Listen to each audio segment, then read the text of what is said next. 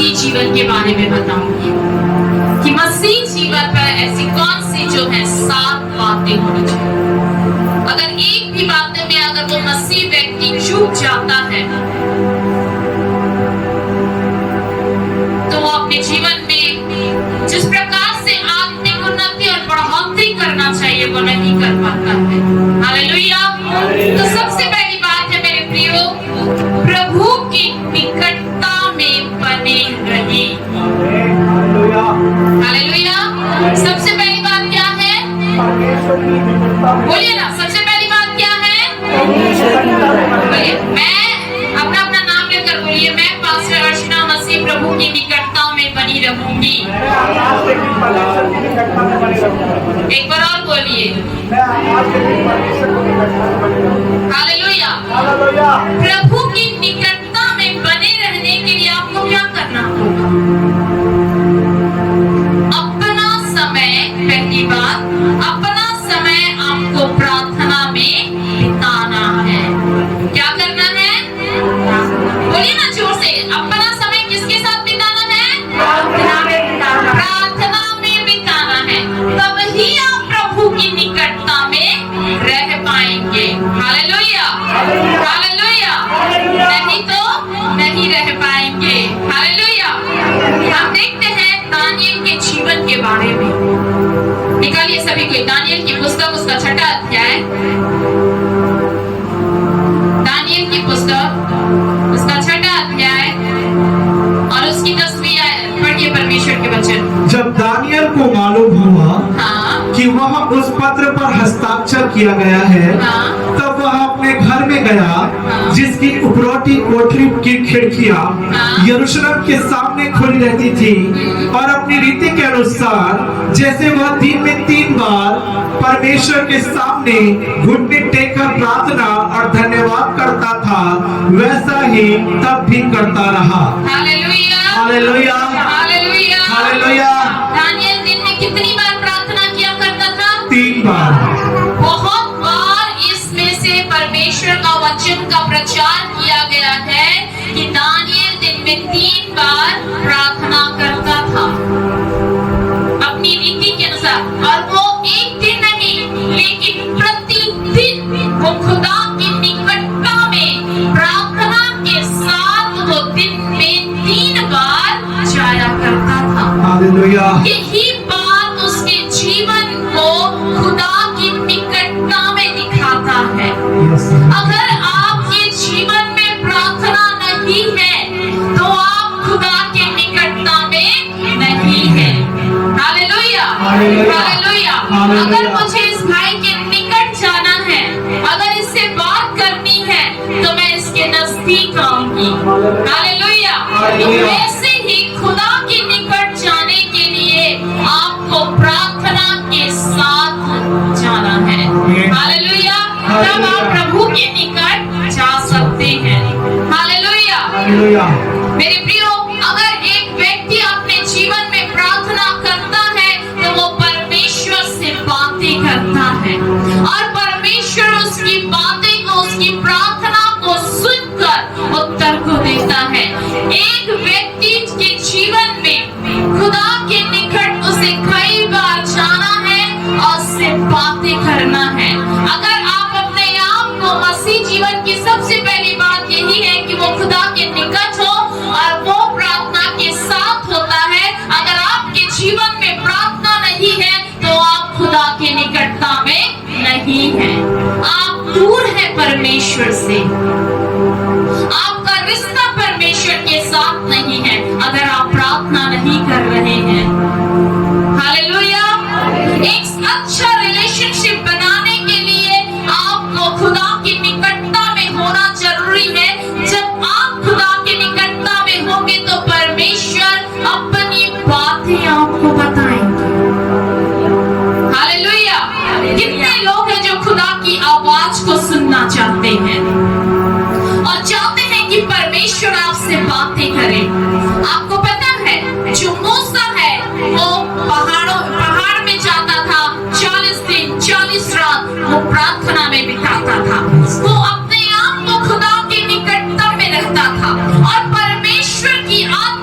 से बात करती थी इस्राएलियों के लिए। परमेश्वर ने उसे आज्ञा दिया, 10 आज्ञा। हालेलुया। इस्राएलियों को कैसे अगुवाई करना है, ये बातें परमेश्वर ने मूसा को बताई। क्यों?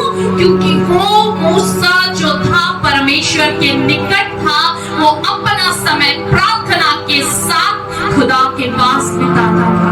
आज यही परमेश्वर यहाँ पर बैठे हुए प्रत्येक कलीसिया के विश्वासियों से कहते हैं कि आपको अपना जीवन मसीह में बिताना है, निकटता में बिताना है। हालेलुया। तो सबसे पहली बात है उसमें प्रार्थना करना। जब प्रार्थना करते हैं तो आप खुदा के निकट होते हैं। हालेलुया। इसी में दूसरी बात है, और जब आप खुदा के निकट होते हैं तो परमेश्वर आपको सामर्थ से आपके जीवन, परमेश्वर की जो सामर्थ है वो आपके जीवन में बनी रहती है। हालेलुया। सबसे पहली बात, खुदा के निकटता में जाना है। खुदा के निकटता में कैसे जाएंगे? प्रार्थना के द्वारा। और जब प्रार्थना करते रहेंगे तो परमेश्वर की सामर्थ आपके अंदर में बनी। स्थान पर आ जाए।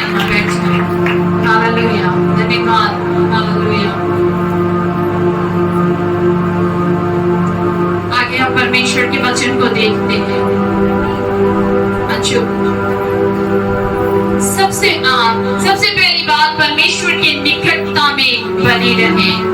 जो आप प्रार्थना के द्वारा खुदा के निकट आप आ सकते हैं। हालेलुया।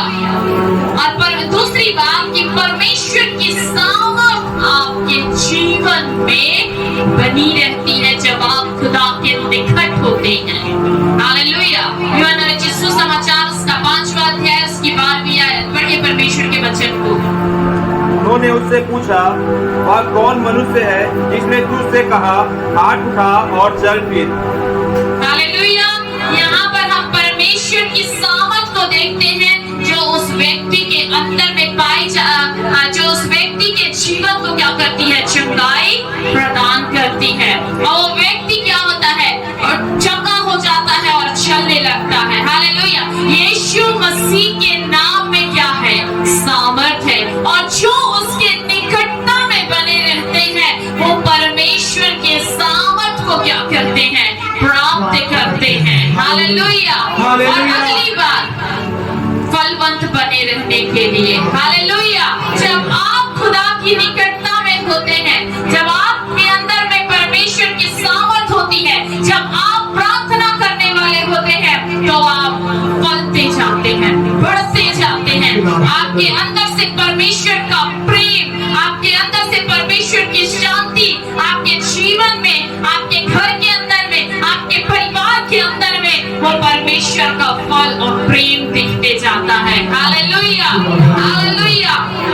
मेरे प्रियो, जब आप खुदा के निकटता में होते हैं तो एक जो निर्धन और एक निराश और एक चिंतित जो व्यक्ति होता है, उसके जब वो खुदा के निकटता में आता है, खुदा से प्रार्थना करने लगता है, और जब वो संगति करता है तो हम पाते हैं कि उसके जीवन से वो सारी निराशा, वो सारी दुख, वो सारी अशांति चली जाती है और वो परमेश्वर की शांति को अपने जीवन में प्राप्त करके वो आनंद जीवन जीने लगता है। हालेलुया। यही एक फलवंत जीवन को दिखाता है, यही एक आशीष जीवन को दिखाता है। इसलिए यहाँ पर बैठे हुए तमाम बड़े ध्यान से परमेश्वर का वचन को सुने, इधर ना देखे। प्रत्येक वो व्यक्ति अपने जीवन में फलवंत होने के लिए, आशीष को प्राप्त करने के लिए खुदा की निकटता में होना, प्रार्थना करना और चलना बहुत ही जरूरी है। हालेलुया। सबसे पहली बात कि मसीह जीवन खुदा के निकटता में होना चाहिए। अगर आप खुदा के निकटता में नहीं है, ये संसार की बातें आपको दबाएंगी। अगर आप खुदा के निकटता में नहीं है, समस्या आपके जीवन को नीचे दबा देगी। अगर आप खुदा के निकटता में नहीं है तो आप प्रार्थना से, संगति से, हर एक चीजों से आप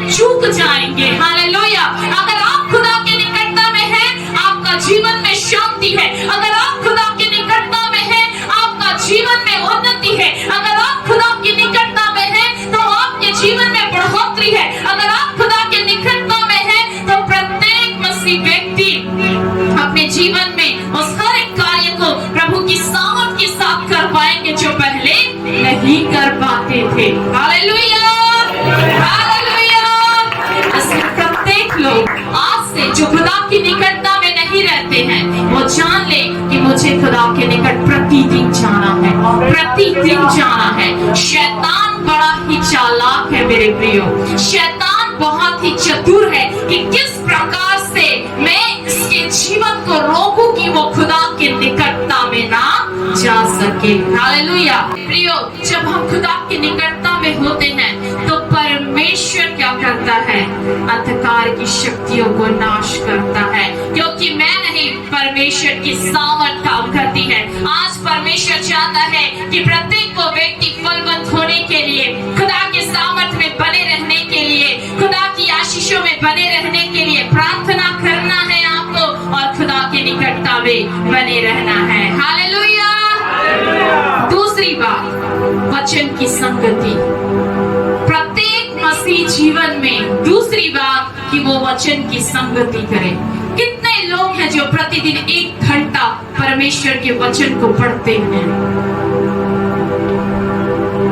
कितने लोग हैं यहाँ पर?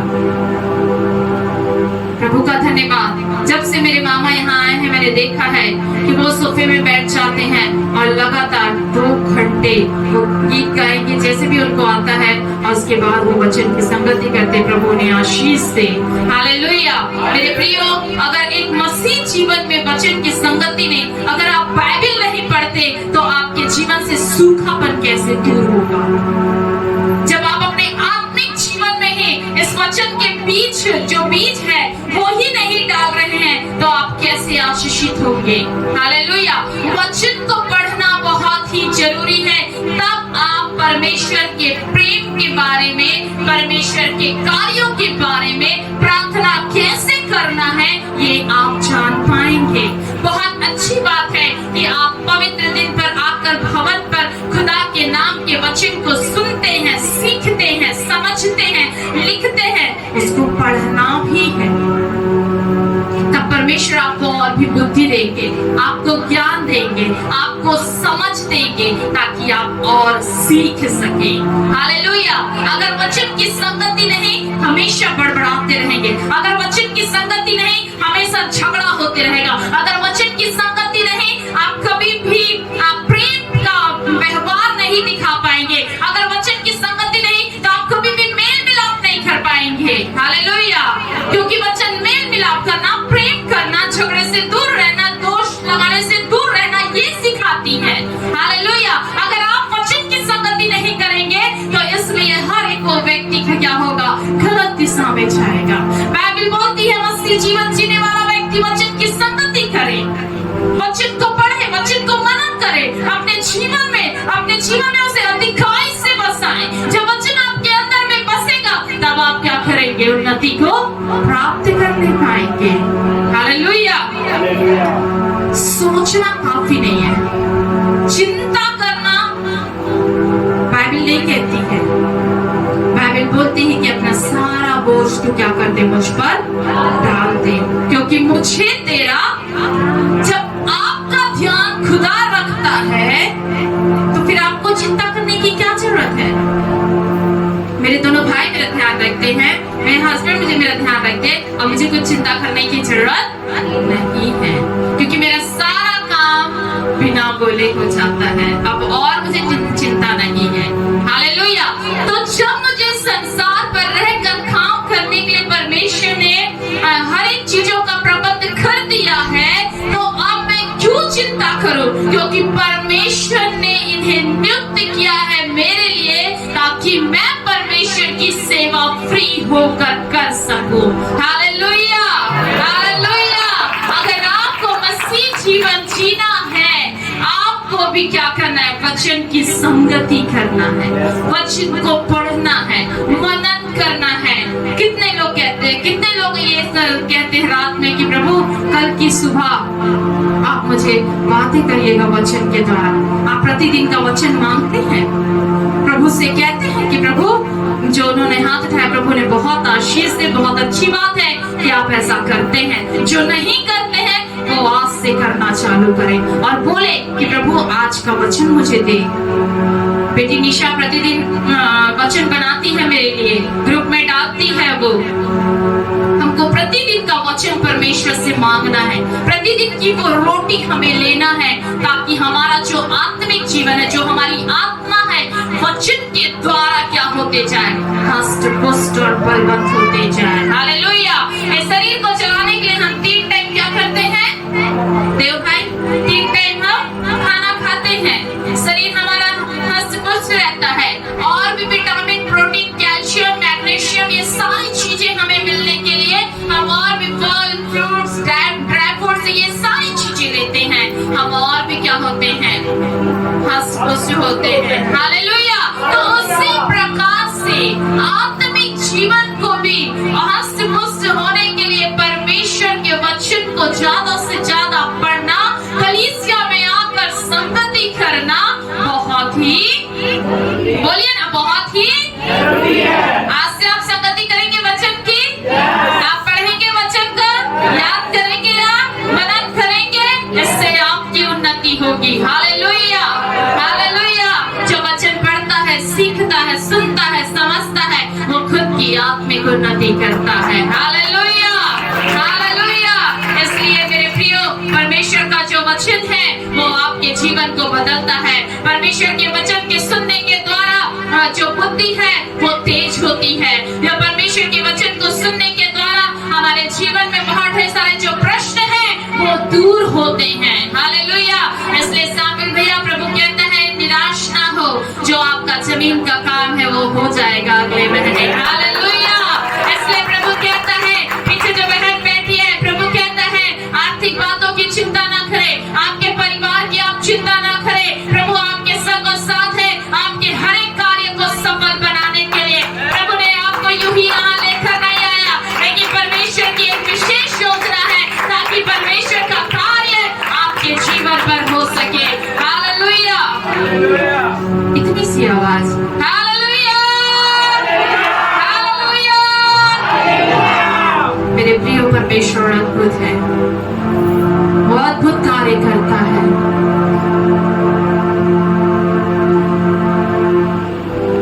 इसलिए उसकी सामर्थ को महसूस करें। प्रेरितों के काम 2 अध्याय उसकी 42वीं आयत पढ़िए, परमेश्वर के वचन को क्या कहता है। और वे प्रेरितों से शिक्षा पाने और संगति रखने में और रोटी तोड़ने में और प्रार्थना करने में लौलीन रहे। हालेलुया। हालेलुया। जब चेलों ने परमेश्वर की सामर्थ को प्राप्त कर लिया, तो वो लोग आपस में क्या कर रहे हैं? संगति कर रहे हैं। हालेलुया। प्रेरितों से शिक्षा पा रहे हैं, वचन की शिक्षा पा रहे हैं, वचन की संगति कर रहे हैं, प्रार्थना कर रहे हैं। तो हम तो कब से प्रभु को जान रहे हैं, हमको प्रतिदिन क्या करना है? वचन की संगति करनी है। हालेलुया। तीसरी बात, आराधना करने वाला होना चाहिए। तीसरी बात क्या है? आराधना करने वाला। बोलिए ना, तीसरी बात क्या है? पहली बात क्या है? परमेश्वर के निकट रहने वाला होना चाहिए। मसीह जीवन क्या है?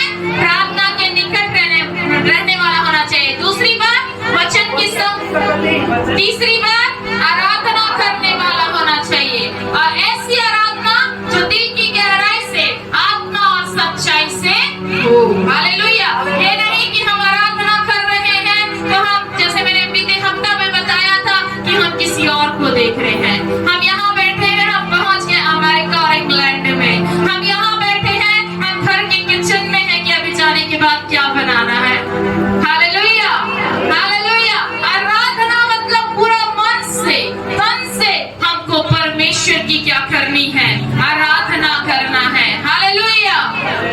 क्योंकि परमेश्वर ऐसे ही सच्चे आराधकों को क्या करता है?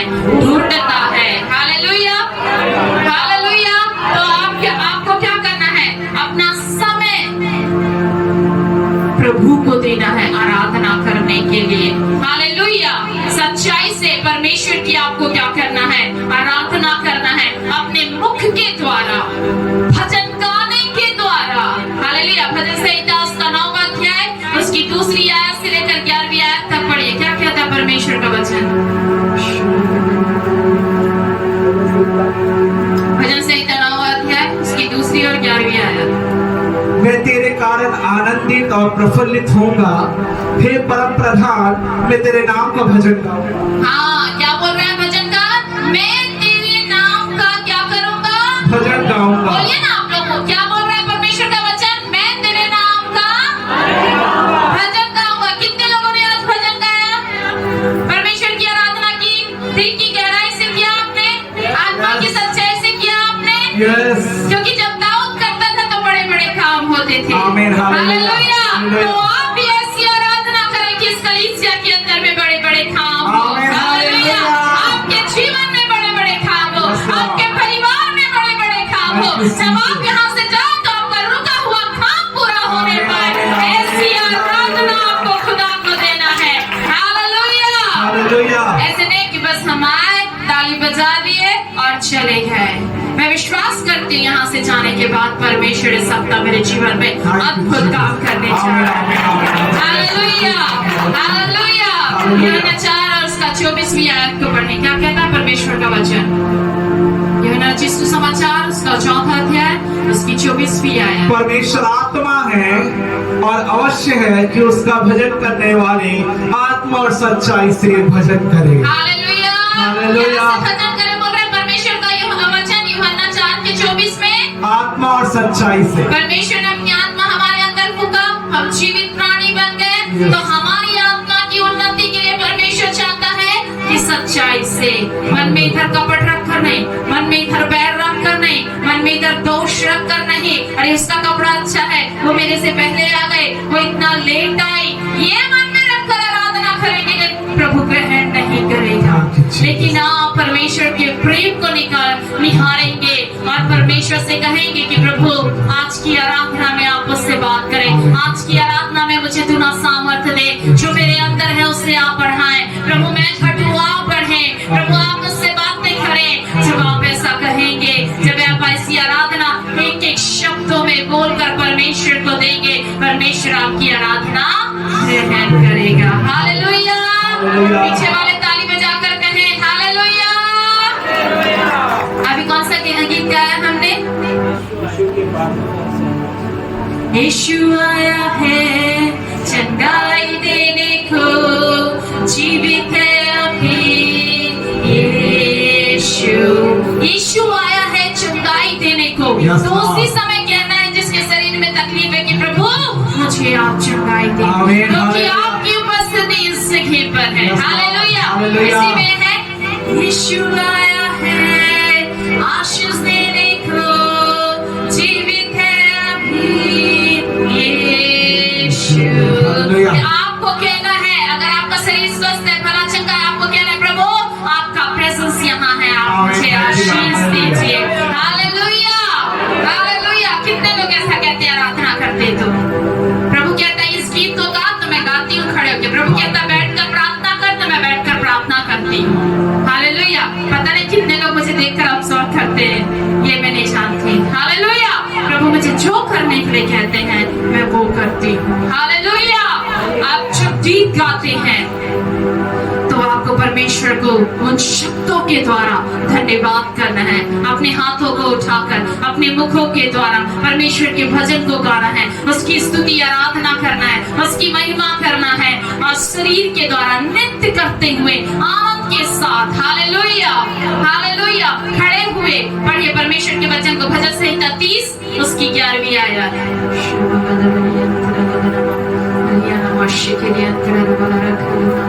तूने मेरे लिए विलाप को नृत्य में बदल डाला, तूने मेरा टाट उतवाकर मेरी कमर में आनंद का पुटका बांधा है। Hallelujah, hallelujah. प्रभु का वचन में क्या क्या पे शरीर के द्वारा नित्य उल्लास और आनंद के साथ परमेश्वर की जब हम आराधना करते हैं तो वो हमारे जीवन में ऐसे ही आनंद देता है। हालेलुया। जब भी आप उसकी आराधना करें आत्मा और सच्चाई से करें। हालेलुया। क्योंकि खुदा आपके निकट है और परमेश्वर चाहता है प्रत्येक वो व्यक्ति उसकी आराधना आत्मा और सच्चाई से करे। हालेलुया। अगली बात कि वो परमेश्वर के ऊपर पर भरोसा रखने वाला होना चाहिए। भजन संहिता 56 उसकी 3री और 4थी आयत। जिस समय मुझे डर लगेगा, मैं तुझ पर भरोसा रखूंगा। परमेश्वर की सहायता से मैं उसके वचन की प्रशंसा करूंगा। परमेश्वर पे मैंने भरोसा रखा है, मैं नहीं डरूंगा। कोई प्राणी मेरा क्या कर सकता है। हालेलुया। प्रत्येक मसीह व्यक्ति चौथी बात कि वो परमेश्वर के ऊपर पर भरोसा रखने वाला होना चाहिए, किसी मनुष्य के ऊपर पर नहीं। बाइबल बोलती है श्रापित है वो व्यक्ति जो मनुष्य के ऊपर पर भरोसा रखता है, लेकिन बाइबल बोलती है आशीषित है वो व्यक्ति, धन्य है वो व्यक्ति जो प्रभु के ऊपर पर भरोसा रखता है, परमेश्वर का भय मानता है, परमेश्वर से सहायता मांगता है। आशीषित है वो व्यक्ति, कहता है। हालेलुया। इसलिए आपका भरोसा किस पर होना है? परमेश्वर पर। हर बात के लिए, हर एक छोटी चीजों के लिए आपको पहले प्रभु से मांगना है, प्रभु को पुकारना है, मनुष्य को नहीं। जब आप प्रभु को पुकारेंगे भरोसा कर, परमेश्वर आपके लिए मनुष्यों को भेजेगा आपकी सहायता करने के लिए। हालेलुया। इसलिए प्रत्येक मसीह व्यक्ति जो है प्रभु के ऊपर पर भरोसा रखे। शत्रु कभी भी, इसके अंदर की एक पॉइंट है, जब आप परमेश्वर के ऊपर पर भरोसा रखते तो शत्रु कभी भी आपके निकट में नहीं आएगा। हालेलुया। आपको परेशान नहीं करेगा। क्यों? क्योंकि आपने हर बात के लिए किसके ऊपर भरोसा रखा है? परमेश्वर के ऊपर पर भरोसा रखा है। पढ़िए परमेश्वर का वचन, भजन संहिता 31वां अध्याय, उसकी 14 और 15 आयत। परंतु हे यहोवा, मैंने तुझी पर भरोसा रखा है। मैंने कहा तू मेरा परमेश्वर है, मेरे दिन तेरे हाथ में है। तू मुझे मेरे शत्रुओं और मेरे सताने वालों के हाथ से छुड़ा। हालेलुया। हालेलुया। भजनकार कहता है कि प्रभु मैंने तुझी पर भरोसा रखा है, तू मेरा परमेश्वर है, तू मेरे शत्रुओं से क्या कर मुझे बचा। यही प्रार्थना आपकी भी होनी है कि प्रभु जो मेरे विरोधी है, जो मेरे शत्रु हैं, जो मुझे परेशान करते हैं, जो मुझे निराश करते हैं, मेरी टांग खींचते हैं, मेरे लिए विघ्न बाधा उत्पन्न करते हैं, उससे मुझे बचा। हालेलुया। ये प्रत्येक व्यक्ति की यही प्रार्थना होनी चाहिए। अगली बात इसी में, अगर आप परमेश्वर के ऊपर में भरोसा रखते हैं, प्रभु आपको लज्जित होने से बचाता है। हालेलुया। पढ़िए परमेश्वर का वचन, भजन संहिता 31वां अध्याय और उसकी 17वीं आयत। हे यहोवा, मुझे लज्जित ना होने दे, क्योंकि मैंने तुझी को पुकारा है। दुष्ट लज्जित हो और वे पाताल में चुपचाप पड़े रहे। हालेलुया। परमेश्वर क्या है? वो महान अनुग्रहकारी है। जो उसके ऊपर पर भरोसा रखते हैं वो कभी भी लज्जित नहीं होंगे। हर एक विश्वासी की यही प्रार्थना होनी है कि प्रभु मुझे लज्जित होने से बचाना। जो शैतान अपनी योजना बनाता है मुझे नीचा गिराने से, उससे मुझे बचाना। हालेलुया। हालेलुया। अगली बात कि वो परमेश्वर का भय मानने वाला होना चाहिए। कौन सी बात है? पांचवी बात, परमेश्वर का भय मानने वाला होना चाहिए। भजन संहिता 128वां अध्याय उसकी 4वीं आयत। 10 मिनट में और बताऊंगी परमेश्वर का वचन। जो पूरी 7 बातें हैं जो मसीह जीवन में होनी चाहिए, उसे आप नोट कर लें। सुन, जो पुरुष यहोवा का भय मानता हो वह ऐसी ही आशीष पाएगा। जी, कौन कौन सी आशीष पढ़िए? क्या ही धन्य है हर एक जो यहोवा का भय मानता है, उसके मार्गों पर चलता है। तू अपनी कमाई को निश्चय खाने पाएगा। सबसे पहली बात, जो यहोवा का भय मानता है वो ऐसी ही आशीष पाएगा। उस आशीष में सबसे पहली बात क्या है भैया जी? कमाई। अभी पढ़ा ना भाई ने, परमेश्वर अपनी कमाई खाने पाएंगे। आज बहुत से लोग कमाते हैं लाखों रुपए, लेकिन कहाँ जाते हैं पता नहीं। वो अच्छे से चैन से खा पाता है। 1 लाख जो सैलरी उसे मिलती महीने में, बहुत से लोग कमाने वाले हैं लेकिन खा नहीं पाते हैं। हालेलुया। हम धन्य और आशीषित लोग हैं जो परमेश्वर के ऊपर पर भरोसा रखते हैं, परमेश्वर का भय मानते हैं, अपनी 10,000 की सैलरी को भी 1 महीने में खाते हैं। Hallelujah. Thank you Jesus. Hallelujah. 1 महीने में बड़े चैन से खाते हैं और उसमें बच भी जाता है। हालेलुया। क्यों? क्योंकि हम परमेश्वर का भय मानने वाले लोग हैं। हालेलुया। हालेलुया। जी पढ़े जल्दी। तू धन्य होगा और तेरा भला ही होगा। हाँ, और तेरे घर के भीतर तेरी स्त्री फलवत्ता दाखलता सी होगी। तेरी मेज के चारों ओर तेरे बालक जलपाई के पौधे से होंगे। सुन, जो पुरुष यहोवा का भय मानता हो वह ऐसी ही आशीष पाएगा। यहोवा तुझे सिय्योन से आशीष देवे और तू जीवन भर यरूशलेम का कुशल देखता रहे। हालेलुया। हालेलुया। पूरे घर के लिए, घराने के लिए परमेश्वर आशीष देते हैं कि आप हर एक चीजों में क्या होंगे, बढ़ेंगे। जो परमेश्वर का भय मानता है उसकी आयु बढ़ती है। जो परमेश्वर का भय मानता है उसकी बुद्धि खुलती है। हालेलुया। क्योंकि बुद्धि, बाइबल बताती है नीति वचन 1 के साथ में कि बुद्धि का मूल कौन है? परमेश्वर है। हालेलुया। इसलिए परमेश्वर का भय मानने वाले आपकी आयु बढ़ेगी, आप अपनी कमाई को खाने पाएंगे, आपके घर में, आपके परिवार, आपका हर एक लोग आशीषित रहेंगे, आप सुरक्षित रहेंगे। हालेलुया। अगली बात, वरन्तु अपने नाती को, अगला पॉइंट है, छठा पॉइंट, पवित्र आत्मा से भरा हुआ हो। हालेलुया। हालेलुया। क्या हो अगली बात? पवित्र आत्मा से भरा हुआ होना चाहिए। जब प्रेरितों के काम 2 अध्याय में जब आप देखेंगे, जब परमेश्वर का सामर्थ प्रभु के लोगों के ऊपर पर आया, ये सामर्थ से क्या हो गए? पवित्र आत्मा से क्या हो गए? भर गए। अब प्रेरितों के काम का पूरी अध्याय को जब आप पढ़ेंगे तो प्रभु के जो चेले हैं वो और भी चेलों को खड़ा करते गए, परमेश्वर के कार्यों को प्रकट करते गए, कलीसिया स्थापित करते गए, लोग चंगाई को प्राप्त करते गए, छुटकारे को प्राप्त करते गए, वे इकट्ठा होकर प्रार्थना करते रहे, संगति करते रहे, रोटी तोड़ते रहे, हर एक उस आज्ञा को वो लोग क्या करते रहे? वो मानते रहे, केवल और केवल पवित्र आत्मा की सहायता के द्वारा। हालेलुया। प्रत्येक मसीह व्यक्ति पवित्र आत्मा से भरा हुआ होना चाहिए। हालेलुया। उसके अभिषेक को लेकर चलने वाला होना चाहिए। हालेलुया।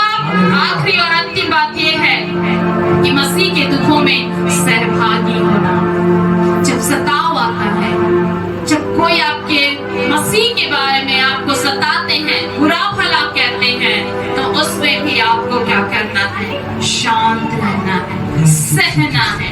हालेलुया। पहला पतरस 4 अध्याय उसकी 12वीं आयत पढ़िए, परमेश्वर के वचन को क्या कहता है?